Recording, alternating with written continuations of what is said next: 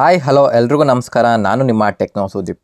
ಇವತ್ತಿನ ವಿಷಯ ಏನು ಅಂತ ನೋಡೋದಾದ್ರೆ, ವಿಕಲಚೇತನರಿಗೆ ಬಸ್ ಪಾಸ್ ಪಡೆಯಲು ಅರ್ಜಿ ಆಹ್ವಾನ ಮಾಡಿದ್ದಾರೆ ಸ್ನೇಹಿತರೆ. ಹೌದು ಸ್ನೇಹಿತರೆ, ಯಾರೆಲ್ಲ ವಿಕಲಚೇತನರಿದ್ರು ಅವರು ಬಹಳಷ್ಟು ಜನ ಏನು ಅಪ್ಲಿಕೇಶನ್ ಹಾಕಬೇಕು ಅಂತ ಕಾಯ್ತಾ ಇದ್ರಿ. ಅವ್ರಿಗೆ ಇದೊಂಥರ ಗುಡ್ ನ್ಯೂಸ್ ಅಂತಾನೆ ಹೇಳ್ಬೋದು ಸ್ನೇಹಿತರೆ.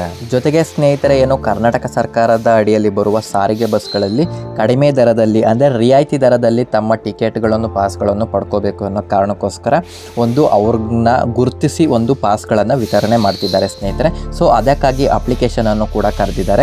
ನೀವು ಯಾರೆಲ್ಲ ವಿಕಲಚೇತನರು ಇದ್ದೀರಾ ಅವರೆಲ್ಲರೂ ಕೂಡ ಇದೊಂದು ಪಾಸ್ಗೆ ಅಪ್ಲಿಕೇಶನನ್ನು ಆನ್ಲೈನಲ್ಲಿ ಅರ್ಜಿಯನ್ನು ಸಲ್ಲಿಸಬಹುದು ಸ್ನೇಹಿತರೆ. ಹಾಗಾದರೆ ಸ್ನೇಹಿತರೆ, ಈಗೇನು ವಿಕಲಚೇತನರಿಗೆ ಪಾಸನ್ನು ಬಿಟ್ಟಿದ್ದಾರೆ, ಅರ್ಜಿ ಆಹ್ವಾನ ಮಾಡಿದ್ದಾರೆ, ಆನ್ಲೈನಲ್ಲಿ ಸಲ್ಲಿಸ್ಬೋದು ಅಂತ ವಿಷಯ ಗೊತ್ತಾಯಿತು. ಆದರೆ ಸ್ನೇಹಿತರೆ, ಬಸ್ ಪಾಸ್ ಪಡೆಯಲು ಯಾರೆಲ್ಲ ಅರ್ಜಿಯನ್ನು ಸಲ್ಲಿಸಬಹುದು, ಅರ್ಜಿ ಸಲ್ಲಿಸಲು ಬೇಕಾಗುವ ದಾಖಲೆಗಳೇನು, ಜೊತೆಗೆ ಅರ್ಜಿಯನ್ನು ಎಲ್ಲಿ ಸಲ್ಲಿಸಬೇಕು, ಅದ್ರ ಜೊತೆಗೆ ಅರ್ಜಿ ಸಲ್ಲಿಸಲು ನಿಗಮದಿಂದ ನಿಗದಿಪಡಿಸಿರುವ ಅರ್ಹತೆಗಳೇನು ಅಂತ ಸಂಪೂರ್ಣವಾಗಿ ಮಾಹಿತಿಯನ್ನು ನಾನು ನಿಮಗೆ ಈ ವಿಡಿಯೋದಲ್ಲಿ ತಿಳಿಸ್ಕೊಡ್ತೀನಿ ಸ್ನೇಹಿತರೆ. ವಿಡಿಯೋನ ಸ್ಕಿಪ್ ಮಾಡ್ದಲೇ ಪೂರ್ತಿಯಾಗಿ ನೋಡಿ.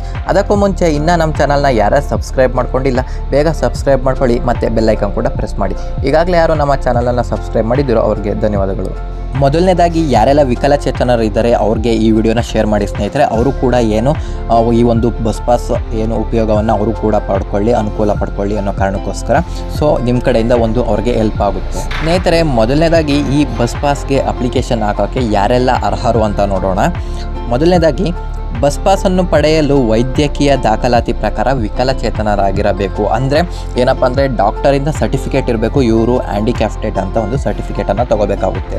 ಸೆಕೆಂಡ್ ಬಂದ್ಬಿಟ್ಟು, ಅರ್ಜಿದಾರರು ಕರ್ನಾಟಕದ ಕಾಯಂ ನಿವಾಸಿಯಾಗಿರಬೇಕು. ಏನಪ್ಪ ಅಂದರೆ ಇದು ಕರ್ನಾಟಕ ಸರ್ಕಾರದ ಅಡಿಯಲ್ಲಿ ಬರುವ ಕಾರಣದಿಂದ ಕರ್ನಾಟಕದವರಿಗೆ ಮಾತ್ರ ಈ ಪಾಸನ್ನು ವಿತರಣೆ ಮಾಡ್ತಿದ್ದಾರೆ ಸ್ನೇಹಿತರೆ. ಅದರ್ ಸ್ಟೇಟ್, ನಮ್ಮ ಕರ್ನಾಟಕ ಬಿಟ್ಟು ಬೇರೆ ಸ್ಟೇಟ್ದವರಿಗೆ ಈ ಅರ್ಜಿ ಸಲ್ಲಿಸೋಕ್ಕೆ ಅವಕಾಶವಿರೋದಿಲ್ಲ ಸ್ನೇಹಿತರೆ. ಹಾಗಾದರೆ ಸ್ನೇಹಿತರೆ, ದಾಖಲೆಗಳೇನೇನು ಬೇಕು ಅಂದರೆ ಡಾಕ್ಯುಮೆಂಟ್ಸ್ ಏನೇನು ಬೇಕು ಅಂತ ನೋಡೋದಾದರೆ, ಅರ್ಜಿದಾರರ ಆಧಾರ್ ಕಾರ್ಡ್ ಬೇಕಾಗುತ್ತೆ ಸ್ನೇಹಿತರೆ, ರೇಷನ್ ಕಾರ್ಡ್ ಬೇಕಾಗುತ್ತೆ, ಫೋಟೋ ಬೇಕಾಗುತ್ತೆ, ಜಾತಿ ಪ್ರಮಾಣ ಪತ್ರ ಬೇಕಾಗುತ್ತೆ, ಜೊತೆಗೆ UDID ಪ್ರಮಾಣ ಪತ್ರ ಅಂದರೆ ಯೂನಿಕ್ ಡಿಸೆಬಿಲಿಟಿ ID ಅದನ್ನು ನೀವು ಸರ್ಟಿಫಿಕೇಟ್ ಮಾಡಿಸಿದರೆ ಯೂನಿಕ್ ಡಿಸೆಬಿಲಿಟಿ IDದು ಸರ್ಟಿಫಿಕೇಟ್ ನಂಬರ್ ಇರುತ್ತೆ ಸ್ನೇಹಿತರೆ. ಆ ಸರ್ಟಿಫಿಕೇಟ್ ಜೆರಾಕ್ಸ್ ಕಾಪಿ ಬೇಕಾಗುತ್ತೆ. ಜೊತೆಗೆ ಹಳೆಯ ಬಸ್ ಪಾಸ್ ಇತ್ತು ಅಂದರೆ ಈ ಮುಂಚೆ ಏನಾದರೂ ಈ ಅಪ್ಲಿಕೇಶನ್ಗೆ ಅರ್ಜಿಯನ್ನು ಸಲ್ಲಿಸಿ ನಿಮ್ಮ ಹತ್ರ ಈಗಾಗಲೇ ಹಳೆಯ ಬಸ್ ಪಾಸ್ ಇತ್ತು ಅಂದರೆ ಅದನ್ನು ಕೂಡ ಬೇಕಾಗುತ್ತೆ. ಜೊತೆಗೆ ವೈದ್ಯಕೀಯ ಪ್ರಮಾಣ ಪತ್ರ ಅಂದರೆ ನೀವು ಏನಪ್ಪ ಅಂದರೆ ವಿಕಲಚೇತನರು ಅಂತ ಸರ್ಟಿಫಿಕೇಟ್ ಇರುತ್ತಲ್ಲ ಅದನ್ನು ಕೂಡ ಬೇಕಾಗುತ್ತೆ ಸ್ನೇಹಿತರೆ. ಹೌದು ಸ್ನೇಹಿತರೆ, ಇಷ್ಟೆಲ್ಲ ದಾಖಲೆಗಳಿತ್ತು ಅಂದರೆ ನೀವು ಕೂಡ ಅಪ್ಲಿಕೇಶನನ್ನು ನೀವು ಸಲ್ಲಿಸ್ಬೋದು.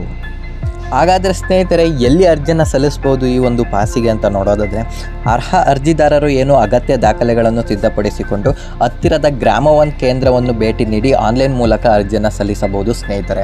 ಅಥವಾ ನೇರವಾಗಿ ಸೇವಾ ಸಿಂಧು ಪೋರ್ಟಲ್ಗೆ ಭೇಟಿ ನೀಡಿ ಸ್ವತಃ ನೀವೇ ಖುದ್ದು ನೀವೇ ಆನ್ಲೈನಲ್ಲಿ ಅರ್ಜಿಯನ್ನು ಸಲ್ಲಿಸ್ಬೋದು ಸ್ನೇಹಿತರೆ. ಏನಪ್ಪ ಅಂದರೆ ಗ್ರಾಮ 1 ಕೇಂದ್ರಗಳಲ್ಲಿ ನಿಮ್ಮ ಅರ್ಜಿಯನ್ನು ಸಲ್ಲಿಸ್ಬೋದು.